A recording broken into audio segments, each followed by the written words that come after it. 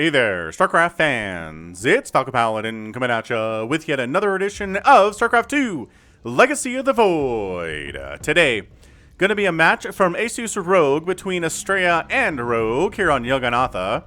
Bottom left, the American Protoss, Max Angel, otherwise known as Astrea.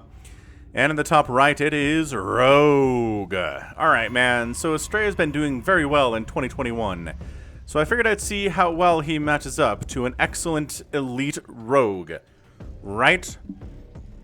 It's not an elite Zerg player, it is rogue. His playstyle is different from other elite Zerg players, and Astrea is going to have his handful with this, right? So 16, 18, 17 here from Rogue, checking to make sure that his hatch is not going to be blocked, and Astrea did not block the hatch. Very interesting indeed. What are we looking for out there? Gateway coming up at home. Gateway expand with that first gas coming up. Expansion timing soon. And so far, everything's cool. I think we're good with this. I think everyone's very happy with their position in the game thus far. Nobody seems to be under attack. It's not a worker rush, which is great. Spawning pool coming up. Gateway warping in. Nexus timing really good from Astrea. There we go. Alright, so yeah, Asus Rogue, pretty good time. So if you haven't watched the Raynor versus Cure game that I posted a couple days ago, I recommend you go back and watch that one. Okay? I just Cure won GSL, right? He won the most recent GSL, Season 3 for 2021. Insanely great player, right? Matching up against Raynor, who is an elite Zerg player. He won Katowice earlier this year. And just a total monster to deal with. So definitely check that one out. Man, I have some other reasons for you to watch it. Mostly because I'm not going to tell you what it is, but some other stuff happens that just makes it its own game. It really makes it its own game. It's not a standard TVZ, okay? So check it out. And if you're not a ZVT fan, maybe give it a try, I suppose. Anyway, nothing crazy here thus far. No proxies, no two-base play as Rogue's third is coming in way sub 230. Rogue likes to do this. He likes to delay his queens and delay his gas to get that third up fast, which I honestly support, because if it's a one-gate expand, there's really not much Astrea can do to punish it at all. Astrea can't do anything about this. He can't do anything. Right? It's not like the Adept shows up so fast that the queens aren't out yet, because look, the queens are here.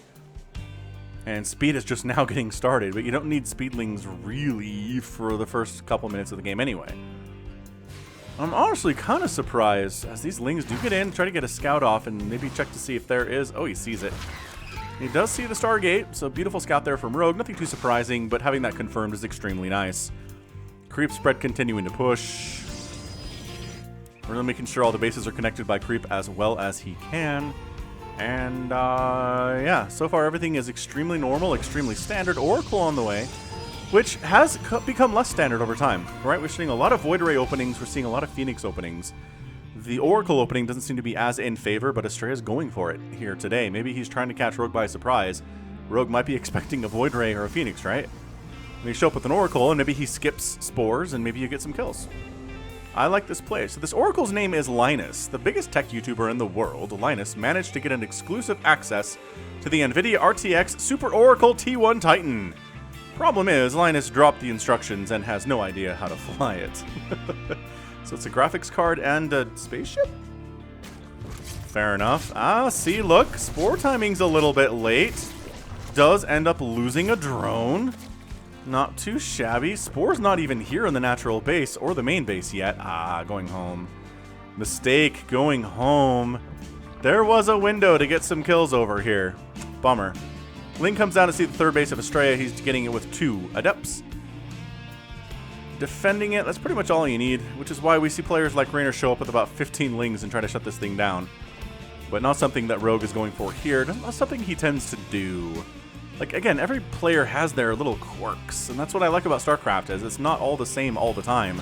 Like, yeah, this looks pretty standard for a ZVP, pretty normal, but just little things are different, right? Oh, we're double oracling this thing. So taking out a queen. Okay. 2 drones down, queen down. Not too bad. Twilight Council coming in for Shard is going to be my guess.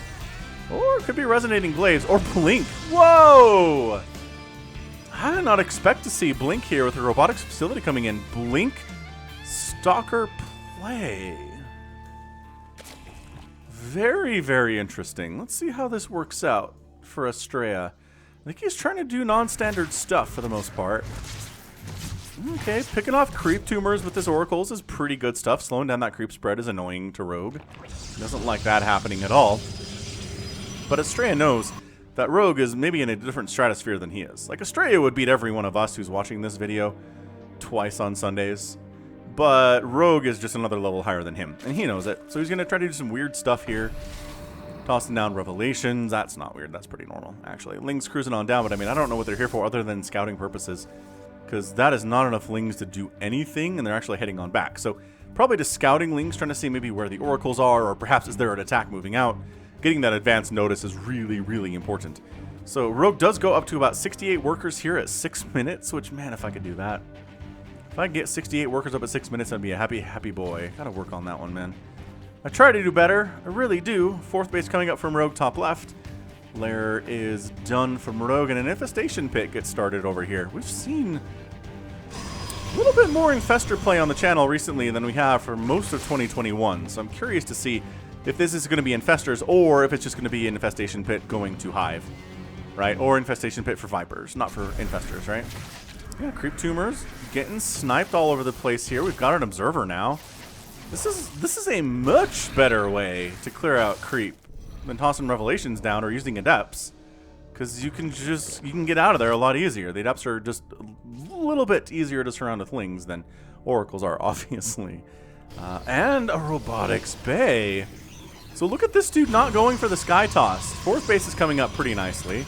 Ends up losing a probe, but okay, maybe that's the first Protoss blood of the day, and it is. So not much of anything going on here. Rogue maybe wants to expand to a fifth base over on this left side too, based on the creep spread patterns. Or maybe here. That's also another decent option. So, very interesting. It's 14 Roaches and 3 Ravagers. I'm not sure this is enough for Rogue. Oh, snap. There's a bunch of Speedlings too. Never mind. Alright, so that's a Blink out and then maybe a Recall out. Oh, beautiful Blink and nice Force Fields too.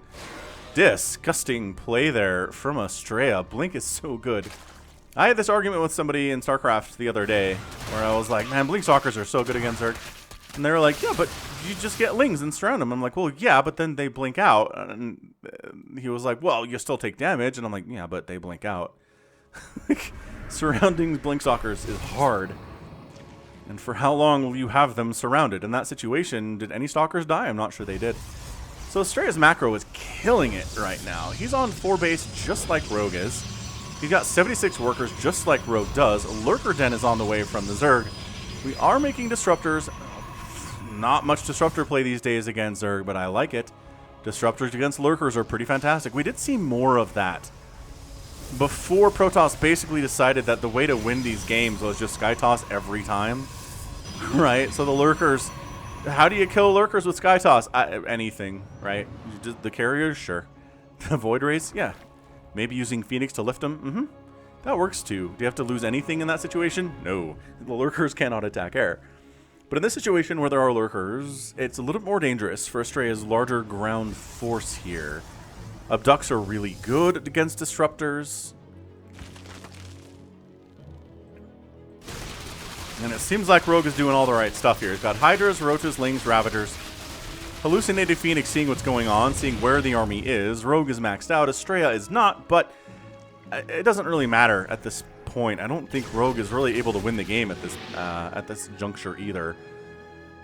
Disruptors alone are going to kind of zone him out. And the question is, can the Abducts come in on the Disruptors often enough that Disruptor count is removed and lowered, and then suddenly if the Disruptors are gone, then you pretty much just die to this. Right? Nidus Network coming in from Rogue. Adrenal Gland, +1 ground carapace. We're getting Hydralisk speed, +2 missile attack. Air weapons level 1. Storm's about 60% complete. A Dark Shrine is coming in here too. Void Ray trying to kill an Overlord, but runs into Sporecrawler City. That's not great. So it's been about 10 minutes of twiddling our thumbs to this point. Rogue checks for a base that doesn't exist, and he comes into a base that he knows exists. Stasis happens. Sentries falling back, thrown out to force fields, but they're gone. Beautiful locations on those corrosive vials, though. Warping him some charge lots to try to deal with these roaches. Cannons firing in here, too. Shield battery overcharge is up at the same time, and it is forcing Rogue away. Meanwhile, playing defensively, Astrea expanding to the left side here, too. This is nuts. Rogue has taken, the base that I thought he would for his 5th. But yeah, Astrea's 5th is coming in here, too. So Astrea's keeping pace with Rogue right now. Fleet beacon on the way. So maybe he understands, okay, we're just going to do the old mid-game ground army, maybe with Colossus, Disruptors, Storm, right? All that stuff. Force the Zerg player to respond in ground form to it. And then suddenly you have 10 carriers, and maybe the Zerg hasn't quite tech switched up to what he needs to do. Yeah, 3 Stargates coming in, working on air weapons. So I think Rogue is just going to try to get as much value out of his ground army as he can right now. Also, there's a Nidus Swarm coming up inside Astrea's base. So that's some exciting stuff. Lurkers burrow in. They do have seismic spines. Their range is great. Nidus doesn't come up thanks to the Void Rays. And once again, a difficult position here to defend, losing a warp gate, losing these cannons, but Disruptors should be able to force this back. If you can get close enough. Yeah, actually close enough to get some Disruptor shots. Oh, Lurkers. Ow, okay. About 3 Lurkers die, forcing them to move back and reposition. Another Nidus comes up over here just for reinforcing purposes, I guess. Lurker is trying to tickle this to death a little bit. Lurkers do actually get in behind this base, but... oh, that one's out of detection range. Uh-oh. He's got 0 kills on him. Being patient. Astrea's not full-on rushing into this, although I kind of feel like maybe he could. Those Hydras actually supporting are pretty bad news. Oh, and he missed the Revelation toss on the Lurker. That's not good. Also, oh, DTs, though. Oh, and Observer, too. That works, too. All right, fine. 10 Lings, another Nidus Swarm going to erupt somewhere in just a second here. Keeping this base alive would be really good for Astrea. If he's going to win this thing. Storms all over the place. The Hydras are eating those. The Hydras in smaller numbers, not that great against Stalkers. And there's another great Storm, and he's actually shoving this away quite nicely. So this army, DT's clearing this out too. Trying to morph an Overseer, retreat back into the Nidus. Nidus dies. Beautifully done by Astrea. He does end up losing. What the heck killed this base? I thought he had it. He's sitting on to... what? Was it just that down? It was just that down. Oh, yeah. Okay. Yeah, so these Hydras... oh, my gosh. Last second snipe.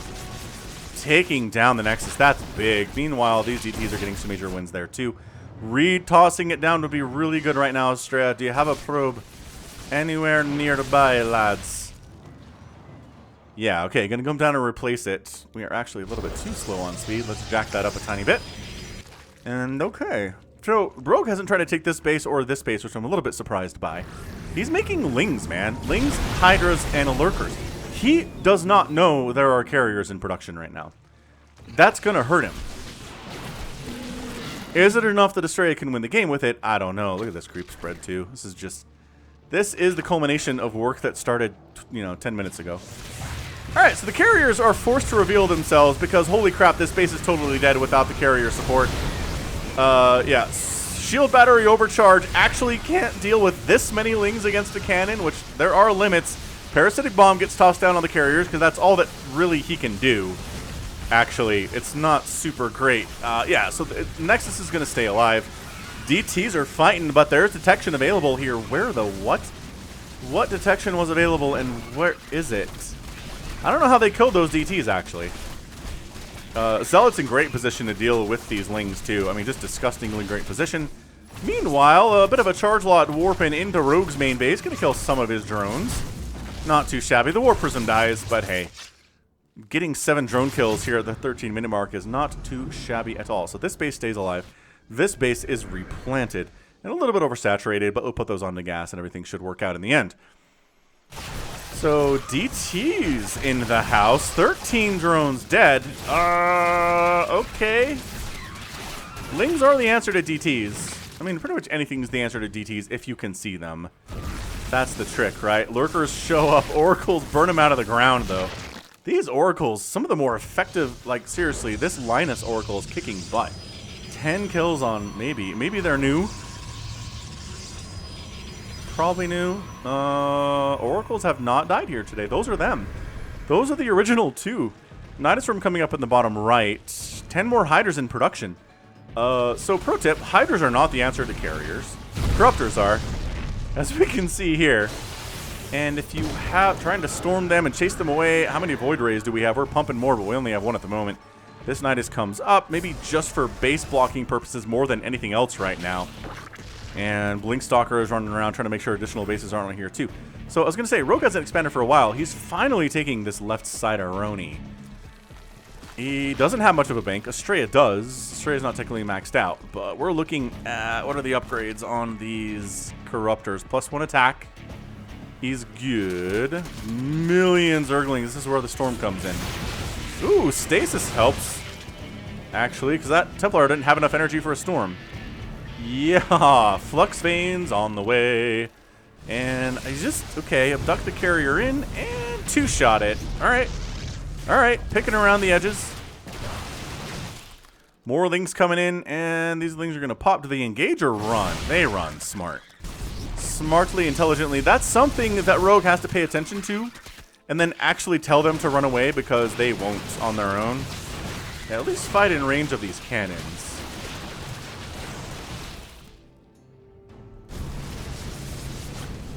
Yeah, I think Rogue is buying enough time to get up the Corruptor Ball that he needs with the upgrades that he needs to deal with these carriers. Also, this Lurker has completely shut down this left side base of Astrea's. Yeah, I mean, Astrea maybe needs more Void Rays. He's only got 3. He's making 4 at a time, which might work out for him against these Corruptors. Archons are also really, really good if your enemy is basically just mass, right? Just mass Corruptoring. Archon's getting some nice hits on them is amazing, too. Alright, Lurkers laying siege up here. Oh, Abducts cancel the Purification Novas and the Lurkers stay alive. That's a big play. That's a really, really big play here. Ultralisk Cavern on the way, +3 air weapons getting researched. And small, just, you know, little Zealot Stalker attack coming up here, and they could probably actually handle... Maybe they can't handle all of these Lurkers. Most of them... Or you know what? All of them do go down, but like most of this army is dead for Astrea too, so hey. Interesting trades. Oh, just jumping on top of it, though. Void Rays trying to Prismatic Alignment their way on in. Extra Hydras coming in here, too. Corruptors just absolutely obliterating the Void Rays, however. The Carrier Interceptor count is still fighting, and by golly, is Astrea actually winning this battle. Wow, that usually means that the Zerg feels like he's got it won when he jumps right on those carriers like that, but nope. Not able to do it. Rogue is maxed out. Astrea is not. Astrea's gas is not super heavy at the moment. He is mining from all of his available assimilators, so he's just spending it exceptionally well. He's oversaturated here. He might try to expand bottom right a little bit, but he needs to do something to get rid of this creep first. And yeah, Rogue fully saturating his new main base here. It's going to be Hydra Lurker with some Corruptor support coming in here too, and there it is. And trying to get... No, can't take down this Nexus yet. The Lurkers are slowly working on it. But Astrea just kind of backed into a corner here. Another great abduct, but do the carriers die? That's always the larger question. You can abduct them. Okay, yes, both carriers die, but Corruptors eat some storm there too. Hydra's focusing on the Nexus as much as they can, but additionally... Yeah, that's going to be it then. Astrea is getting whittled down here. Reinforcements are coming in, but he never had that big ball that made the Corruptors scared to attack into him. Nexus down. Void Ray down. Trying to warp in some Zealots here, but they're just getting eaten alive by these Hydralisks, who do have +3/+3 upgrades. So Hydra's pretty good. Lurker's better in this situation. Bit of an attack up the right side. Charge lots, trying to make something happen for Astrea, bringing a DT along as well. Maybe hoping the DT gets some free swings off, but nope, GG. And Rogue takes the win in about 19 minutes. Someone is still in this game, and those lurkers are still attacking. It's going to mess up our final stats. No, but really, Rogue's left. Okay, Njal. Njal is out. So GG to Rogue gets the win there against the upstart youngin, but Astrea, I think, acquitted himself fairly well. Right? He did okay. He ended up basically with even resources lost against Rogue, which is why he lost. Because you need the Zerg player to lose more to beat them. But, 20 drones down, ended up killing, 29 lurkers, 33 corruptors, no hatcheries dead, which is a big, massive, big problem. If you're trying to beat somebody like Rogue, you got to kill his hatcheries. And lost 2 nexuses himself, with the third one about to go down too. 65 probes died, 7 carriers, just never, the disruptors just never really got going, and part of that was the abduct. Part of that was that Rogue recognized what was happening and used the energy on the Vipers for abduct in that situation. Abducting carriers, abducting disruptors, dodging storms as well as he can, and then using lurkers to kind of whittle down bases slowly over time, and that was it. That was the recipe. So, well done by Rogue. He is our winner today. And I think that's going to be it from me. So, GG to the Zerg, and this has been Falcon Paladin coming at you with yet another edition of StarCraft 2 Legacy of the Void. Go ahead, hit that like button, hit that subscribe if you like what you saw and what you heard today. You can also catch me on Twitter, Facebook, Patreon, and Twitch, all at /Falcon Paladin. And until next time, as always, thank you so much for watching. You take care of yourself.